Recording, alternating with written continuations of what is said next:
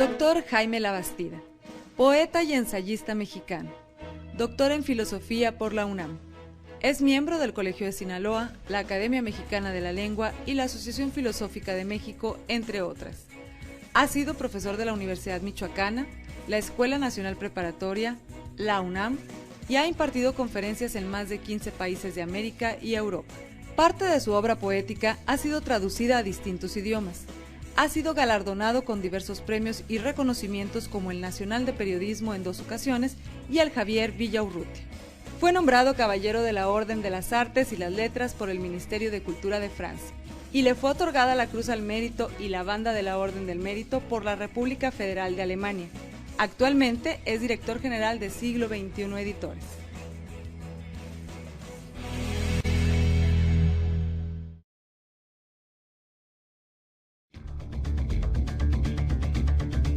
En la emisión de hoy, la doctora Estela Gutiérrez Garza entrevistará a Jaime Labastida sobre el tema Independencia, Educación y Cultura.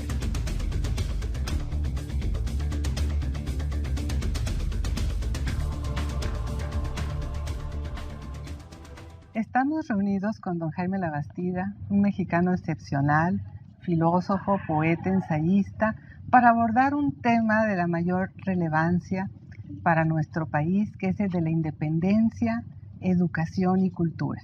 Pudiéramos empezar, don Jaime, para que nos platicara, en su opinión, de qué manera se produjo la independencia en México. Antes que nada, quisiera agradecerle a usted, Estela, y a la Universidad Autónoma de Nuevo León la generosa invitación que me han hecho para participar en este ciclo de conferencias. Ahora, respecto a la pregunta que usted me hace, quiero decirle que la independencia de la República se logró de la peor manera posible. Fue, a mi entender, un golpe de Estado de carácter contrarrevolucionario para impedir que rigiera en el país la Constitución de Cádiz. Es más, hay que romper con los mitos a que nos ha acostumbrado la historia oficial desde mucho tiempo atrás y ver la independencia como realmente fue. El proceso de independencia se inicia de una manera fortuita porque Napoleón invade España, como usted lo sabe perfectamente bien, derroca al rey Carlos IV, obliga a que su hijo Fernando VII abdique la corona en favor del hermano de Napoleón, José, y esto hace que el pueblo español, el peninsular, se levante en armas y rechace la abdicación porque la considera forzada. ¿Qué es lo que ocurre en España en ese momento? Empieza a haber una serie de juntas encabezadas fundamentalmente por los ayuntamientos. ¿Por qué causa?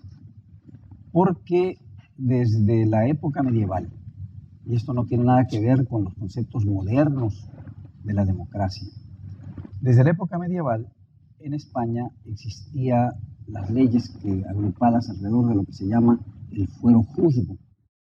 Y en España se establece con entera claridad que en ausencia del monarca la soberanía regresa al pueblo. Pero no se entiende en esa época por pueblo lo que hoy entendemos por tal. No se trata del conjunto de los ciudadanos, como hoy lo entendemos, cada uno de nosotros con el mismo valor, iguales ante la ley y con el valor numérico de un voto por ciudadano. Allá son los ayuntamientos y se tiene que formar una regencia para que en esa época en que hay ausencia de rey, que se llama jurídicamente hablando interregno, la regencia se haga cargo del reino. Por consecuencia, muchas juntas en España reclaman para sí la soberanía y reclaman ser ellas las que representan en ausencia del rey a la nación. En México es lo que hace en 1808 el Cabildo de la Ciudad de México, Pero no solamente el Cabildo de la Ciudad de México, otros cabildos también intentan lo mismo, y cada uno se considera en plan de igualdad. Primo de Verdad no quiere la independencia, no postula de ninguna manera una actitud independiente. Lo que dice de una manera muy clara es que quiere conservar, al revés de lo que se ha dicho, quiere conservar para los monarcas legítimos, que son los monarcas borbones, la corona que ha sido usurpada por el tirano Napoleón Bonaparte. Esto es sofocado, hay un golpe de Estado en contra del rey, porque también hay que entender qué es lo que sucede en la Nueva España. En la Nueva España, en ese momento, el virrey, cuyo nombre indica todo lo que es él, porque es el que actúa en nombre del rey, es el vicerrey, y ha sido nombrado por el monarca. En ausencia del monarca, carece de legitimidad. ¿Quién lo nombra? Y es esto lo que postula Francisco Primo de Verdad y Ramos. El ayuntamiento es ahora el que debe darle el cargo de capitán general al virrey. Ya no debe ser nombrado virrey, sino representante del reino, pero esto indica un cambio, y en esos momentos las autoridades virreinales no desean cambio alguno. Pero eso era lo único que postulaban, ¿no? No querían más. En el ayuntamiento participaban los principales, incluyendo los jefes o los señores de los pueblos indios, de las comunidades indígenas. Formaban parte del cabildo. Esto se frustra y cuando Hidalgo se levanta en armas, busca tampoco la independencia. Él postula la igualdad entre criollos y peninsulares. Y debo hacer una aclaración. Tanto criollos como peninsulares son españoles. Creo que se ha cometido un gravísimo error, un dislate enorme, al decir que los criollos son mexicanos, cuando en aquella época nadie tenía el concepto de mexicano, no se hablaba de México. La guerra de independencia, los insurgentes se llamaron a sí mismos americanos, pero nunca mexicanos. El único que utilizó esta expresión, pero era un verdadero genio, ante él hay que descubrirse, porque es el verdadero autor de los conceptos de independencia y de soberanía, fue José María Morelos.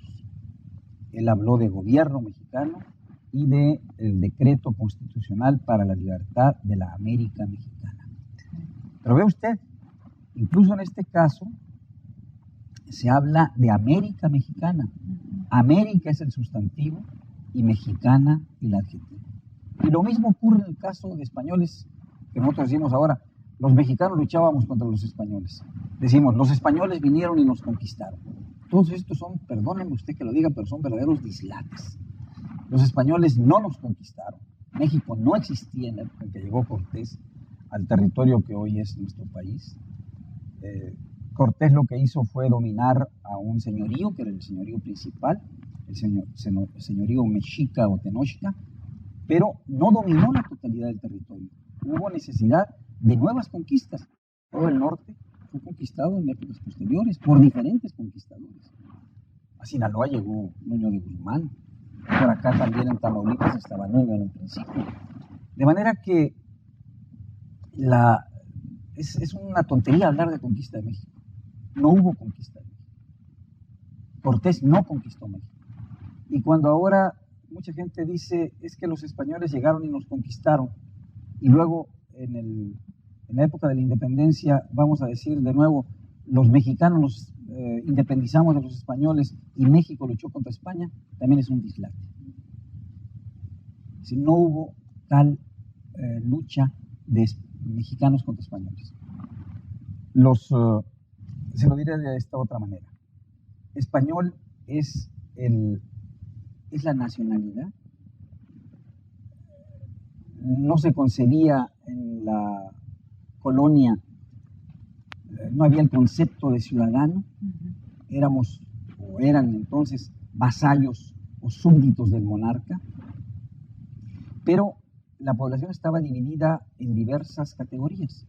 Había por un lado españoles, y los españoles eran unos criollos y otros peninsulares, pero la nacionalidad de ambos era la española. Luego estaban los mestizos, y junto con los mestizos las castas, salta para atrás, tente en el aire, no te entiendo, sambo, bueno, mulato, mestizo, etc. Y por último, en la escala más baja, las comunidades indígenas. Pero esto no era una nación integrada. De manera que cuando empecé por decir que la independencia se logró de la peor manera, fue porque, como ustedes lo saben bien, la junta que tuvo la mayor repercusión, porque es la que se mantuvo independiente en España, fue la de Cádiz. Y en Cádiz se convocó a las Cortes, y las Cortes emitieron una constitución donde se reconocía una monarquía constitucional. Y esta monarquía constitucional, esta constitución fue jurada en la Nueva España. Cuando cae Napoleón, vuelve al trono Fernando VII. Fernando VII, que era un monarca absoluto, un monarca ultra reaccionario, no reconoce la Constitución de Cádiz y la deroga. Para estas épocas, el movimiento insurgente, como ustedes lo saben bien, había sido ya totalmente derrotado. Solamente quedaba, después de la muerte de Morelos, solo quedaban pequeños núcleos de insurgentes sin mayor peligro desde el punto de vista militar. ¿Qué ocurre? En 1820 hay una revolución en España, se restablece la Constitución de Cádiz, se obliga a Fernando VII a que la jure y a que esa Constitución rija por consecuencia también en las posesiones ultramarinas de España, y por consecuencia en la Nueva España. Cuando llega esa orden, Iturbide y los reaccionarios no la aceptan. No quieren que rija en Nueva España la Constitución de Cádiz. Y entonces dan un golpe de Estado para impedir la vigencia de la Constitución gaditana, que era una constitución liberal en donde establecía restricciones a la monarquía absoluta. Y así es como nace, por desgracia, nuestro país, con un golpe de Estado contrarrevolucionario, en donde se dice en los tratados de Córdoba, firmados por el último virrey, que era un virrey liberal, Juan O'Donojú, e Iturbide, se dice que se desatan sin romper los lazos que unen a la vieja y a la nueva España. ¿Por qué se desatan sin romper? Pues porque lo primero que se hace es plantear que se va a reconocer a Fernando VII como monarca, si no a él, a su hermano, y si no a cualquier otra persona de una casa reinante en Europa. ¿Qué clase de independencia fue esa? Fue una independencia torpemente llevada a cabo. ¿Cuál fue el proyecto de nación que surgió entonces de este proceso, en su opinión? Bueno, hubo dos proyectos. Uno, el establecido por los conservadores, y otro, el establecido por los liberales. Los conservadores, como su propio nombre lo indica, querían en lo fundamental mantener el statu quo.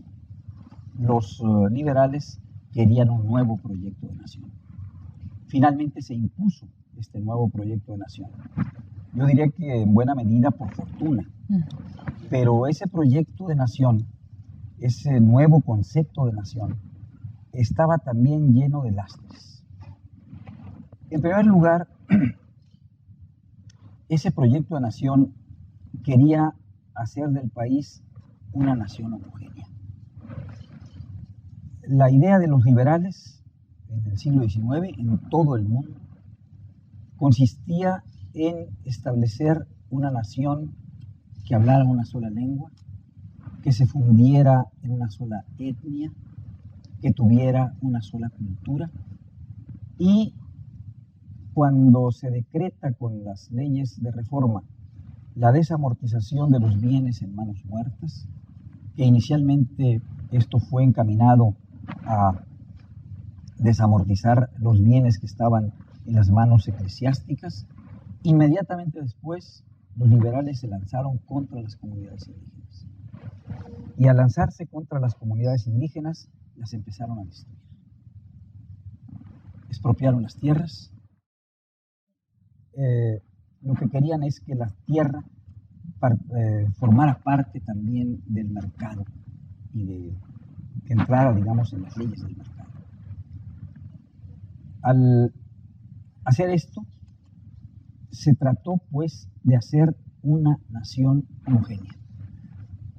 Todavía a fines del siglo XIX y principios del XX, un gran educador, don Justo Sierra, dijo que había que acabar, y pronto, con las lenguas indígenas, porque las lenguas indígenas eran el principal obstáculo para el desarrollo y el progreso de nuestra nación. Fíjese nada más, en un país en donde existe tanta diversidad de culturas indígenas, de lenguas, ¿cómo pudiera explicarse que el proyecto de nación pudiera tener estas implicaciones? Es decir, ¿cuál es el papel entonces que tiene la lengua en la construcción de los proyectos de nación? Bueno, Estela, evidentemente los hombres somos animales de palabras y la lengua es fundamental. La estructura básica que rige a los seres humanos es la estructura de la lengua. Pero además de esto, pues digamos, la cultura es fundamental. En este caso, el prejuicio, incluso el prejuicio, voy a decirlo, revolucionario, el prejuicio liberal, el prejuicio de avanzada, consistía en esto. Pongamos el caso quizás característico de don Benito Juárez. Creo que nadie puede discutir la grandeza, solamente algún ciego puede discutir la grandeza de Benito Juárez. Un hombre que salta, pues digámoslo de esta manera, 5, 6 o 7 barreras sociales. La barrera del idioma, la barrera de la segregación racial, la barrera de la pobreza, la barrera rural. Termina la carrera de abogado, se convierte en magistrado de la Suprema Corte, gobernador de su estado, presidente de la República, benemérito de las Américas, derrota sin ser militar por una cuestión ideológica al ejército invasor. Bueno, ¿qué más títulos podemos darle a Juárez? Y sin embargo, Juárez es mexicano, no indígena. Es decir, una de las barreras que salta es su transformación de amerindio en mexicano. Se convierte en mexicano y deja de ser indio. Hay que entender que en esto lo importante es la cultura, lo importante es la lengua, lo importante es la concepción del mundo, no el color de la piel. Y Juárez se transforma en mexicano. Y acepta también las leyes de reforma. O sea, se trata de destruir las comunidades indígenas, se trata de destruir los cuerpos, así se decía entonces, que están dentro del cuerpo de la nación. Los liberales no aceptan un Estado dentro del Estado y por eso luchan contra ellos. Ve usted, ha señalado algo muy importante. ¿Qué es lo que sucede? México es un país, hoy lo reconocemos así, plurilingüístico, multiétnico, pluricultural. Se acaba de formar hace relativamente poco tiempo, no más de 5 o 6 años, un instituto excepcional, el Instituto Nacional de las Lenguas Indígenas, INALI. El INALI ha hecho un catálogo de las lenguas que existen en el país. Ese catálogo es verdaderamente extraordinario. Hay mapas establecidos por el INALI que muestran que en prácticamente todos los municipios del país hay hablantes de alguna lengua amerindia. casi en todos los municipios del país. La riqueza de nuestro país, la biodiversidad, es verdaderamente enorme. Somos un país enormemente rico y diverso desde el punto de vista biológico. Hay que conservar esta diversidad.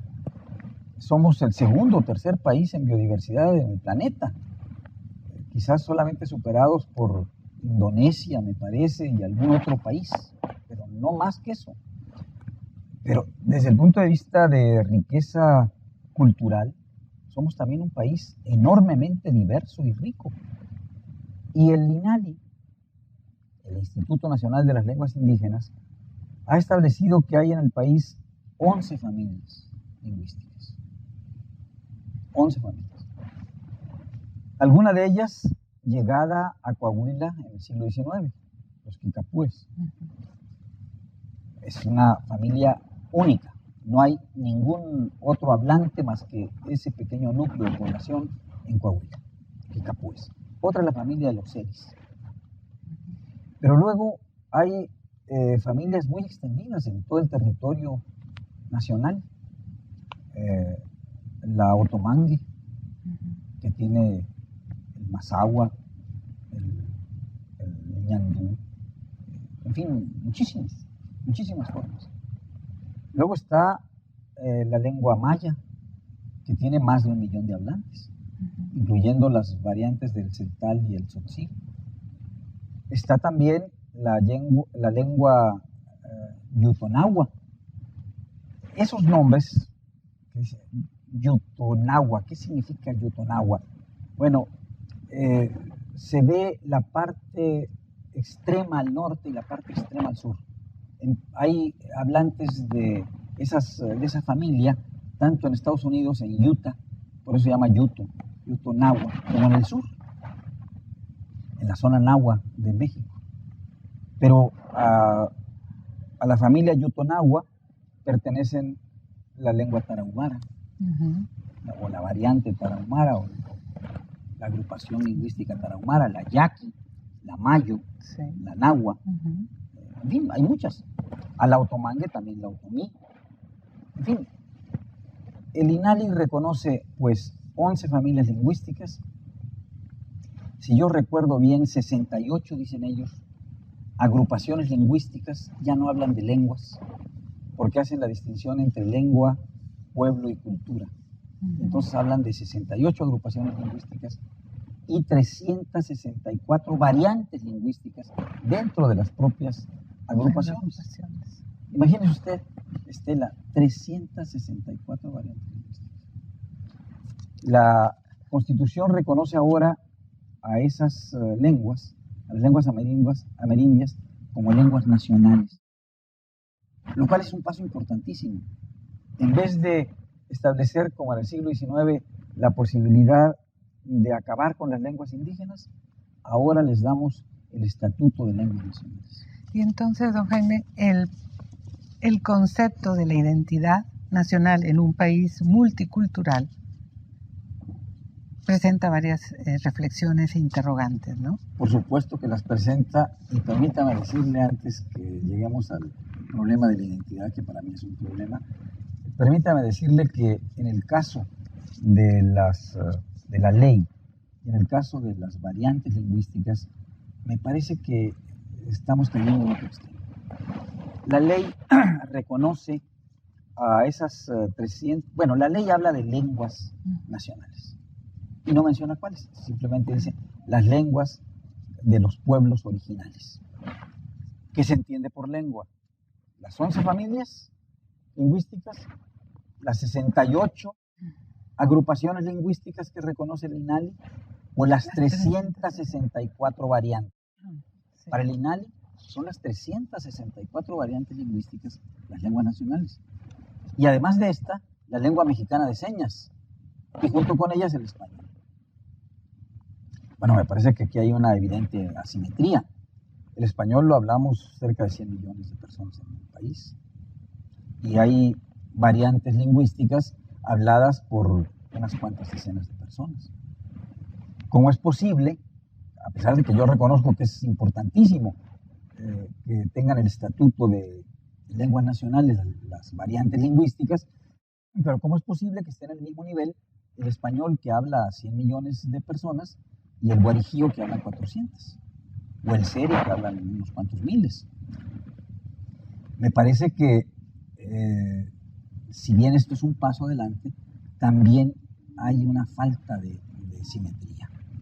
Me parece que debiéramos establecer que México, la verdadera lengua nacional del país, la verdadera lengua de la nación es el español. La verdadera lengua oficial del país, que no está reconocida en ninguna ley, es el español. ¿Por qué? Pues porque el Acta de Independencia está redactada en español, la Constitución está redactada en español, nuestras leyes están redactadas en español, la mayor parte de la educación que se imparte en el país se imparte en español, nuestros mejores escritores han escrito en español. Entonces, me parece que todavía estamos inmersos en un falso dilema decimonónico, como si quisiéramos independizarnos todavía del imperio español, que ya no existe. El verdadero imperio es Estados Unidos, no España. Y en cambio, decimos hay que enseñar inglés. ¿Por qué? Porque es la lengua del comercio, la lengua de los negocios, la lengua, digamos, de la diplomacia en la actualidad, ¿no? La lengua incluso de la ciencia. Pero, ¿por qué no se reconoce al español en México la categoría de lengua oficial? Porque es políticamente incorrecto. Pero no tengan miedo de estar en contra de lo políticamente incorrecto. Hay que decir las cosas como deben ser, aunque a la gente no le satisfaga. Acompáñanos en la próxima emisión a ver la segunda parte de la entrevista con Jaime Labastida sobre el tema Independencia, Educación y Cultura.